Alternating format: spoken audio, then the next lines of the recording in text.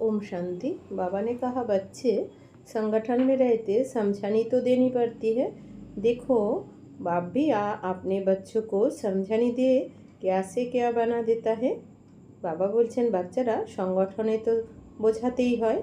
দেখো, বাবাও এসে তোমাদের বাচ্চাদের বুঝিয়ে কি থেকে কি বানিয়ে দিচ্ছেন। जब बाप अपने बच्चों को समझानी देता है तो उसमें केवल प्रेम, रहम, कल्याण की ही भावना होती है। इसी तरह आपकी समझानी में भी प्रेम, रहम और कल्याण ही समाया हुआ होना चाहिए, तो उस समझाने का पॉजिटिव रिजल्ट आएगा, जिससे आपका भाग्य भी ऊंचा बन जाएगा। बाबा बोलছেন যে যখন বাবা তোমাদের বাচ্চাদেরকে বোঝান তখন তার মধ্যে কেবলমাত্র প্রেম, দয়াভাব, কল্যাণই মিশে থাকে। ঠিক সেই রকমভাবেই তোমরাও যখন কাউকে বোঝাবে তখন তোমাদের বোঝানোর মধ্যেও যেন প্রেম, করুণা ভাব, কল্যাণের ভাবনা মিশে থাকে। তাহলেই সেই বোঝানোর মধ্যে পজিটিভ রেজাল্ট আসবে, যার ফলে তোমাদের ভাগ্য উঁচু হয়ে যাবে। बच्चे बस वैसे ही करते जाओ जैसे बाबा कहता है, ज़्यादा सोचो नहीं। हर बात में केवल अपना कल्याण समझो, क्योंकि बाबा आया ही है आप बच्चों के कल्याण के लिए। समय आने पर आप सब बच्चों का पाठ प्रत्यक्ष होगा। बस शिव बाप पर 100% নিশ্চয় রাখো। বাবা বলছেন, বাচ্চারা বাবা যেরকম বলছে শুধু সেইভাবেই করতে থাকো, বেশি চিন্তা করার দরকার নেই। প্রত্যেক কথাতেই তোমাদের কল্যাণ রয়েছে, এটাই ভাবো তোমরা, কারণ বাবা এসেছেনই তোমাদের বাচ্চাদের কল্যাণ করার জন্য।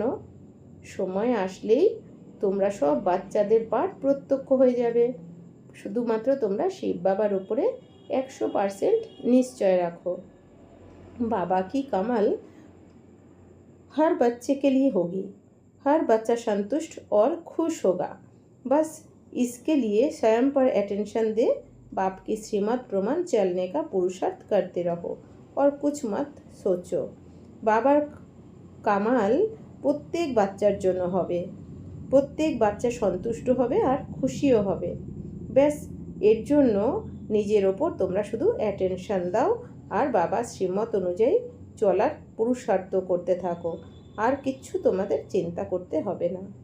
दूसरा, ध्यान में रखना कि हर आत्मा इस समय अपना एक्यूरेट पार्ट प्ले कर रही है और साथ में आप बच्चे भी। দ্বিতীয়, বাবা বলছেন যে তোমরা মনে রাখবে যে প্রত্যেক আত্মা এই সময় অ্যাকিউরেট পার্ট প্লে করছে, অর্থাৎ কোনো আত্মা কোনো ভুল করছেই না, আর তোমরা বাচ্চারাও एक्यूरेट पार्ट प्ले করছো। इसलिए स्वयं के साथ साथ हर आत्मा के पार्ट को साक्षी होकर देखो, অর্থাৎ সর্বসমর্পণ হয়ে যাও। এই জন্য বাবা বলছেন যে তোমরা নিজের সাথে সাথে প্রত্যেক আত্মার পার্টও সাক্ষী হয়ে দেখো, অর্থাৎ নিজের পার্টটাও সাক্ষী হয়ে দেখো আর অন্যদের পার্টটাও তোমরা সাক্ষী হয়ে দেখো। অর্থাৎ সর্বসমর্পণ এখন হয়ে যাও। বাবার প্রতি তন, মন, ধন, জন, সম্বন্ধ, সম্পর্কতে সর্বসমর্পণ হয়ে যাও।